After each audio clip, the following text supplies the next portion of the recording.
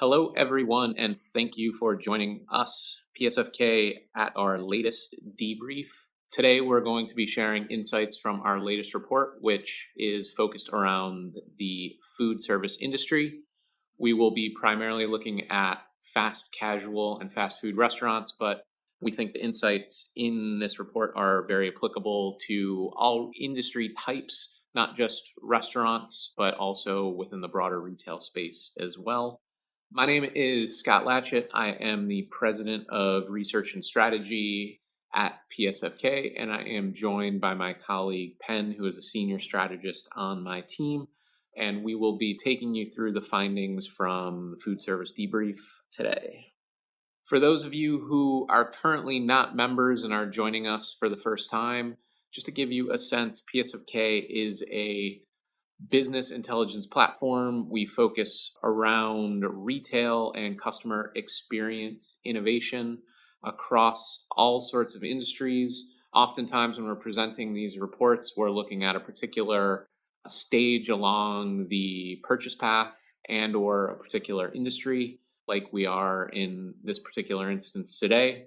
But needless to say, we offer a number of services from newsletters to daily articles and custom research and workshops alongside of things like the webinars that we are sharing with you today.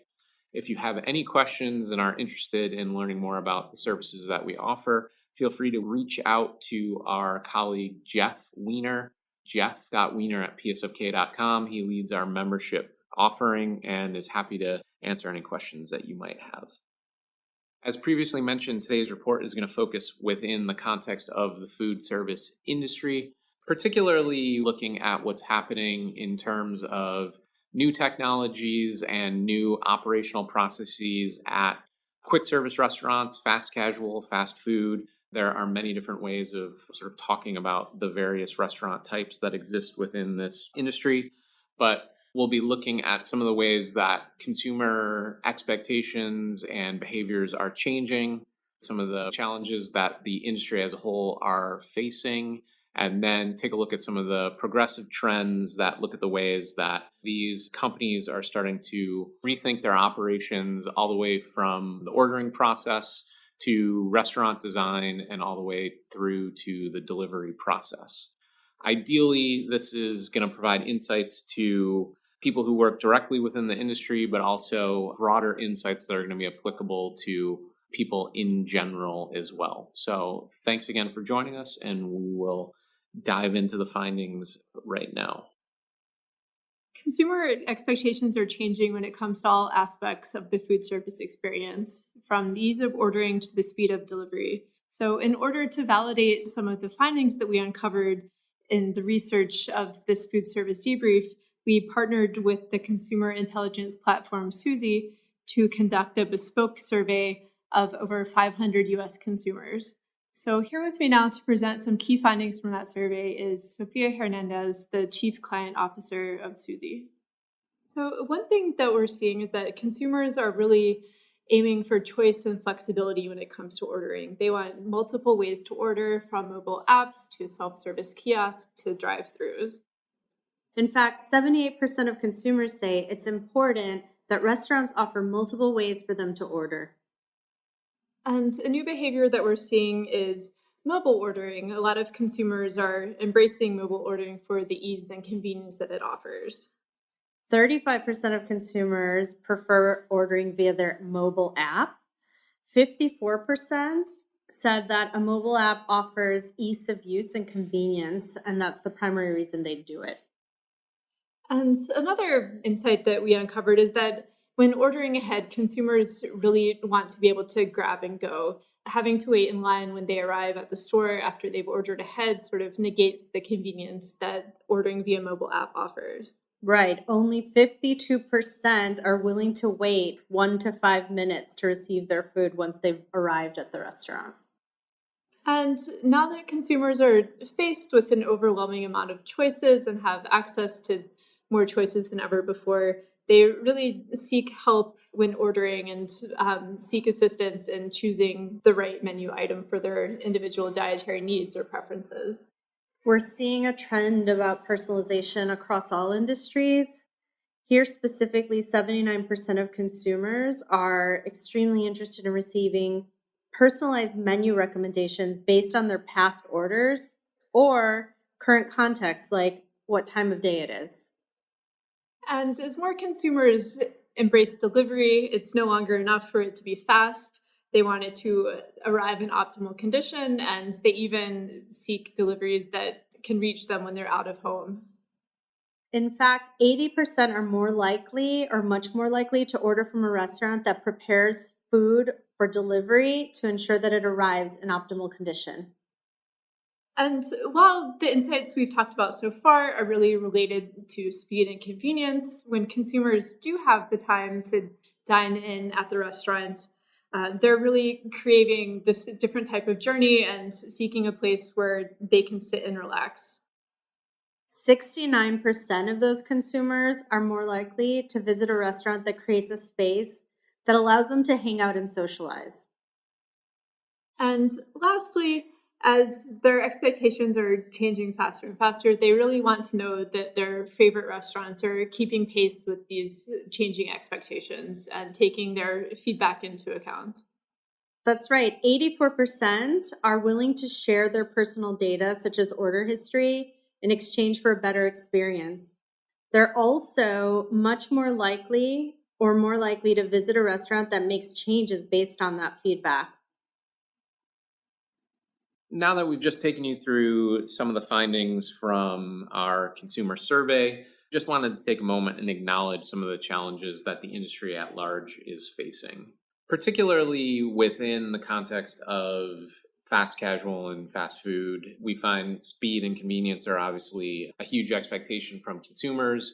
And while certain aspects of the restaurant industry's operations have kept up with those inflated expectations, we're still finding that the industry is struggling at large to make transactions that are meeting consumers through the various channels that they wish to engage through.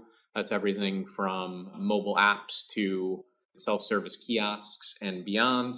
And they're not necessarily looking at the new ordering behaviors from consumers. Now that we've taken a look at the elevated expectations and changing behaviors of consumers, we're going to turn and take a look at the trends that we've identified for delivering a superior CX.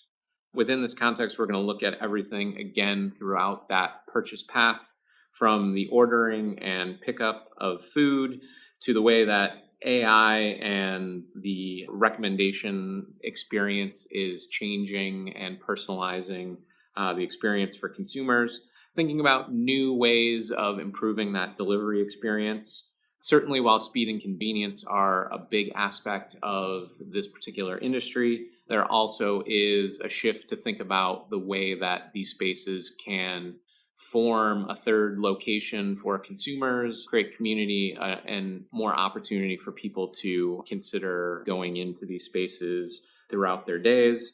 And then finally, looking at the role that data plays more broadly within the context of improving and refining operations and processes that sort of underline all of the things that we're talking about within the context of this particular report.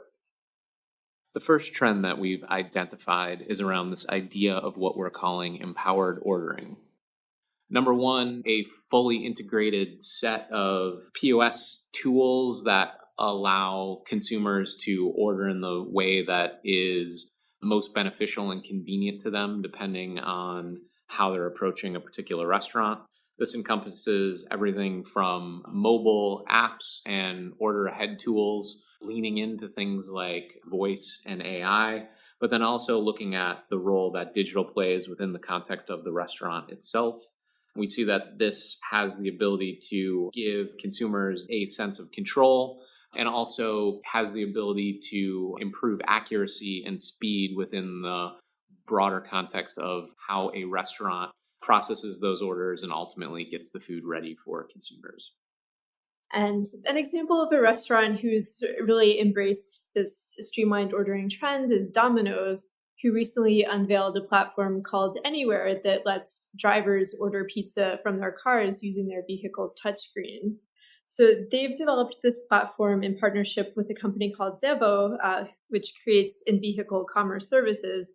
So drivers can order pizza by tapping their touchscreens and then keep track of their order with the Domino's tracker, which will alert them when their pizza is ready for pickup. And they can also use this in-car interface in order to locate the nearest Domino's locations, or as well as call in an order if they prefer. And this feature will be automatically loaded onto new cars starting later this year. And the platform also integrates with a number of voice assistant platforms like Amazon Alexa, so customers can order via voice assistant when they're at home. It's really interesting to see how Domino's has sort of positioned itself not just as a pizza restaurant, but as a technology company. And as they've sort of led the way in all of these different features around both ordering and tracking your order and keeping tabs on delivery and all these different things, we see and will see throughout this report how a number of their competitors within the space are starting to adopt similar services and are really starting to consider new ways of intersecting with consumers and making it super easy to place an order and then ultimately, pick that up in a timely fashion. And leading into that last thought, we have identified an interesting thing that's happening within the context of the order ahead and pickup experience, specifically rethinking the design of the physical restaurant to allow for people who have placed an order ahead to easily pick that up in a seamless manner. This is both sort of happening within the restaurant itself, where there's dedicated areas that are set aside for people to pick up order ahead food, as well as new experiments within the drive-through arena as well, where people who have ordered ahead can use dedicated lanes to quickly go through and pick up their orders and get on their ways. So this is really thinking about streamlining not only the time that it takes for consumers, but rethinking the restaurant design as a whole. It's an example of a restaurant that has really rethought the design of their stores in order to accommodate these new ordering behaviors is Dunkin', which has opened over 60 of what they're calling their next gen stores across the US. And these are tech-forward stores that feature things like drive-through lanes designed exclusively for mobile ordering, as well as dedicated areas of the store that allow members of their DD Perks rewards program to order ahead via mobile app and then easily pick up their orders through dedicated areas without having to wait in line and negate some of the convenience of being able to order ahead. And they can also track the status of their pickup orders via a special digital display in store. I think there's a really interesting strategy that's underlying this particular trend, which is the attempt to encourage people to both download and use the mobile app as the primary means through which to interact with a particular restaurant or brand. Obviously, as we've seen within the context of the last debrief that we shared with you, there's a way to integrate this mobile ordering into an existing loyalty program, get consumers to be repeat members and start to reward them for their continued engagement.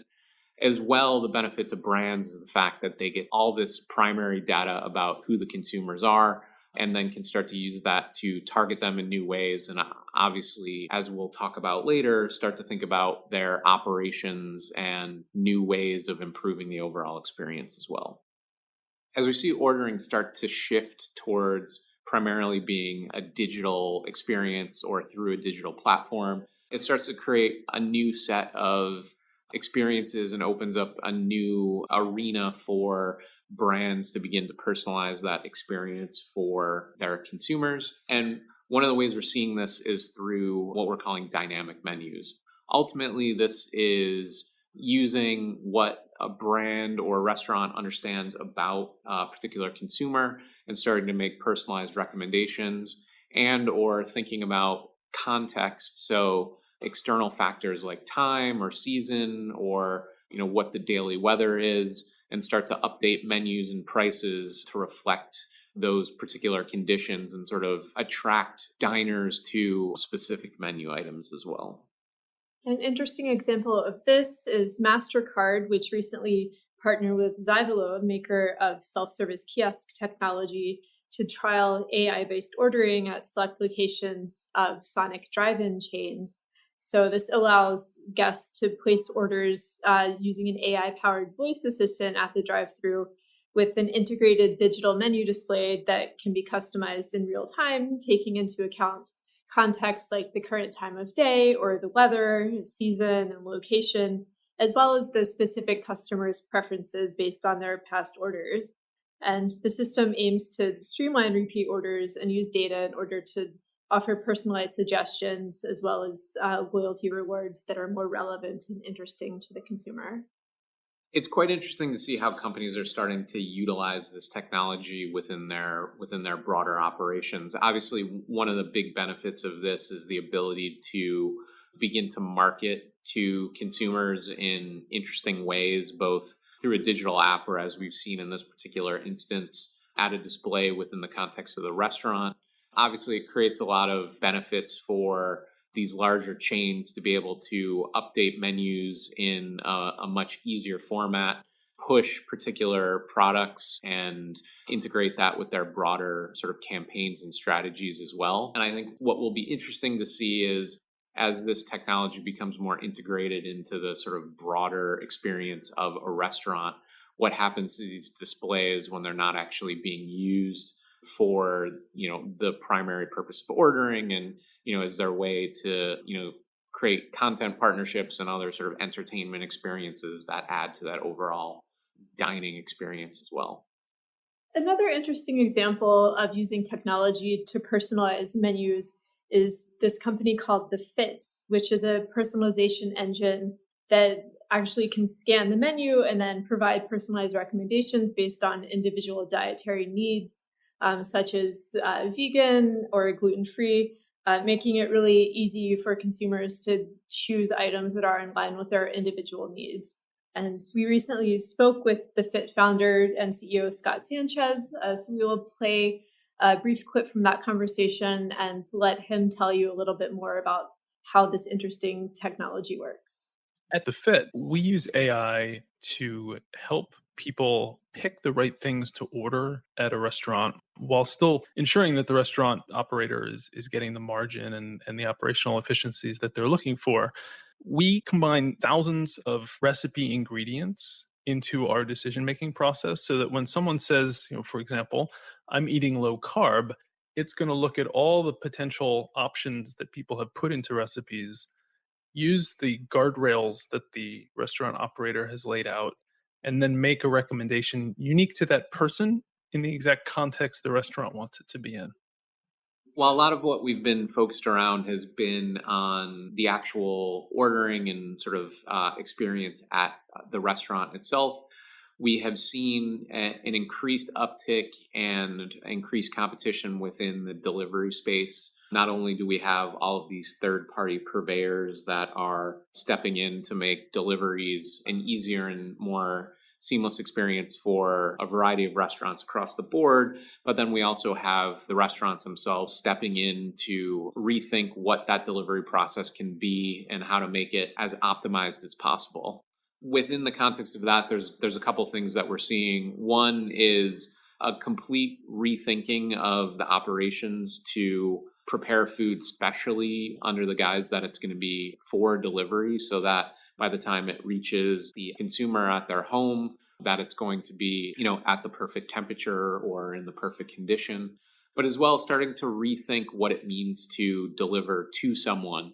Obviously, in the past, that's been at a primary residence or a business. But now, as mobile technology begins to sort of shift what location means, there's a way to meet consumers in entirely new ways so that you're delivering to them sort of in step wherever they may be, so that companies can meet consumers where they are in new ways. An interesting example of a restaurant that has completely rethought their delivery service is fast casual chain Dig In. After realizing that the feedback that they were getting from their delivery customers didn't match the feedback that they were getting from the customers who were eating in the restaurant, they completely rethought the way that they prepared and delivered food. So that could involve things like cooking food at a different temperature with the anticipation that it would continue cooking while it was in transit so that it would arrive perfectly done instead of overcooked or soggy. It also involves thinking about the packaging, separating the hot food from the cold food to ensure that the food arrives to the customer in optimal condition. PSFK recently spoke with Digin CEO Adam Eskin about their delivery-specific operation room service. So we will play a brief clip from that conversation and let him tell you a little bit more about the impetus behind that and how they implemented it. As opposed to assuming that every time you put a food item in a container and you send it out for delivery, it has to degrade, right? If we historically thought that just the way it is, what if we challenged that assertion and said we could be really thoughtful about menu and menu construction, the type of items that deliver well, the cooking apparatus, the operations, every single component of how we think about cooking and then sending out food? What if it could maintain its quality, or in some instances, what if it could improve as the food travels? What would that start to look like? It would be a larger lift. This would not be something that we can necessarily leverage our existing kitchens and just produce more food out of. We would need different physical space. We would need a different layout. We'd likely need different equipment, a differential menu. And that's where we started.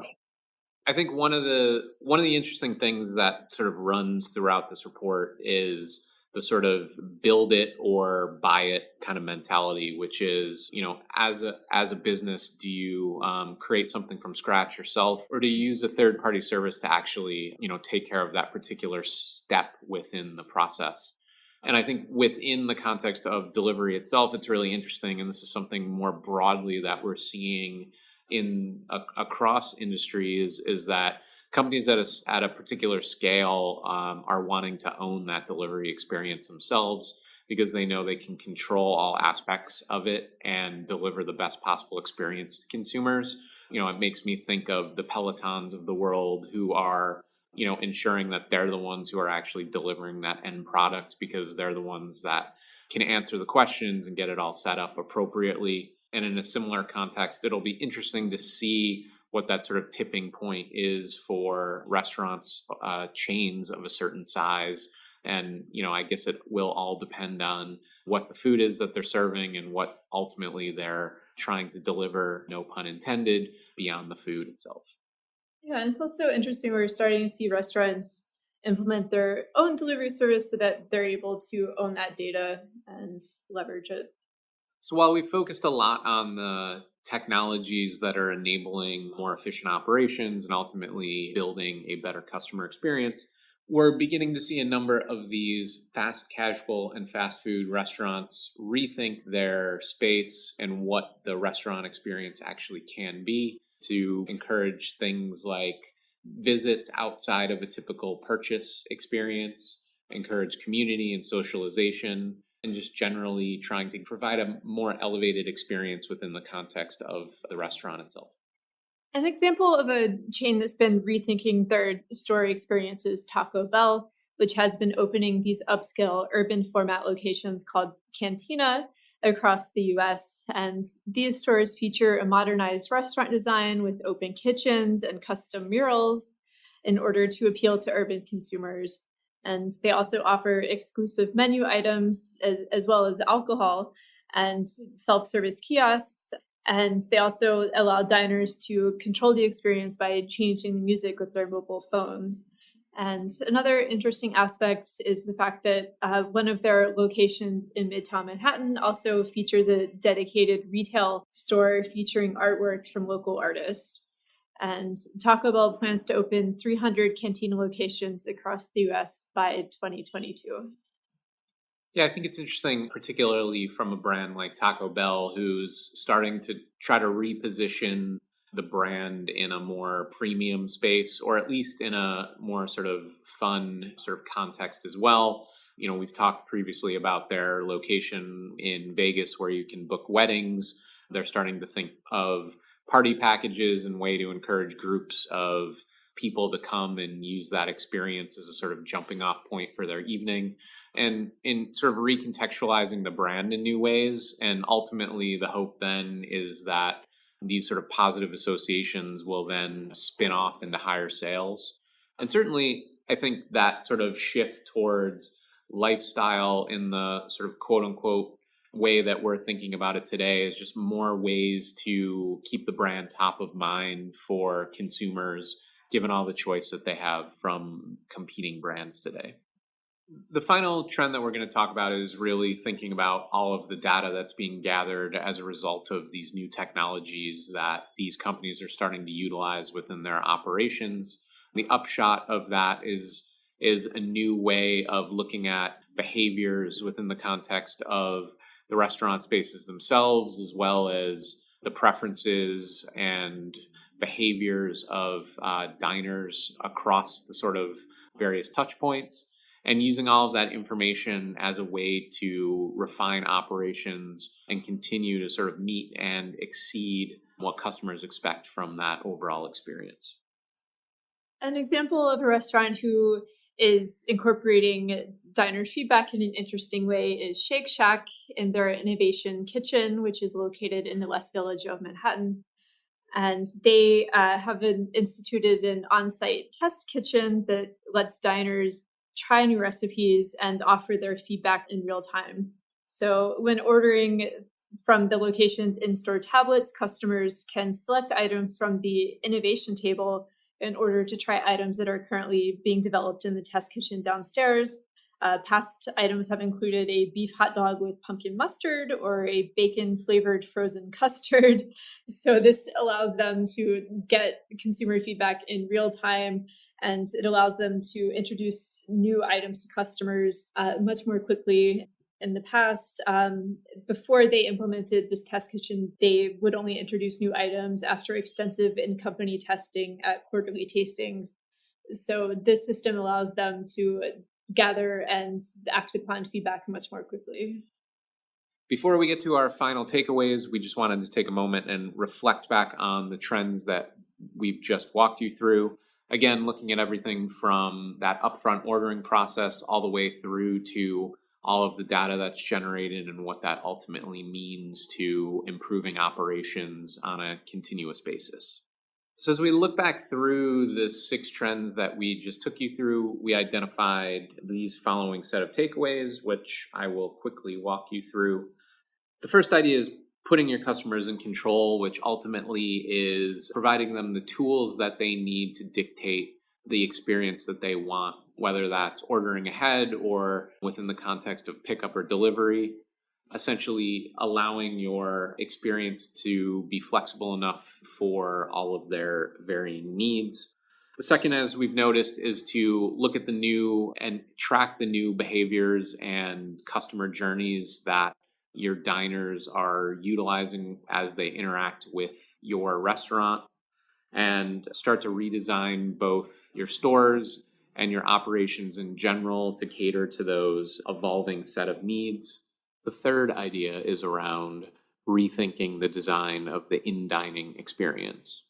The fourth idea is ultimately thinking about how you operate within the context of, what we consider to be permanent beta, which is essentially recognizing that there's going to be a whole host of data that's going to be available to you, and designing your processes and operations so that you can continue to reflect and refine based on the information that's coming through. And then finally, leveraging the flexibility that digital enables within the context of both front of house and back of house operations to just enable you to be much more responsive in terms of how you run your business and can roll out some of these new experiments and new initiatives within the broader experience itself. We wanted to take a moment to thank everyone for attending the Food Service Debrief webinar. We'll be publishing the full report shortly following you actually hearing this broadcast. If anyone who is listening again has any follow-up questions that they would like to ask, or is curious about understanding more about the membership and consulting services that we offer, please feel free to reach out to our colleague Jeff Weiner. That's jeff.weiner@psfk.com. Thanks so much, and look forward to connecting with you around the next webinar that we do. Thanks.